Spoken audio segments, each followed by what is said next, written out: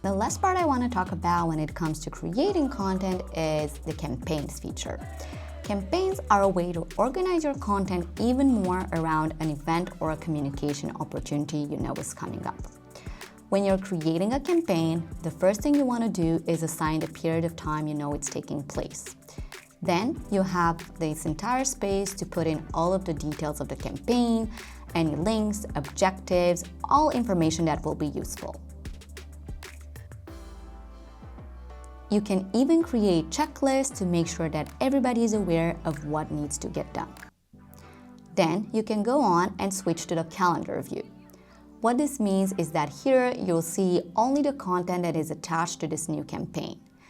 Anytime you're creating a new post here, it'll automatically be attached to your campaign.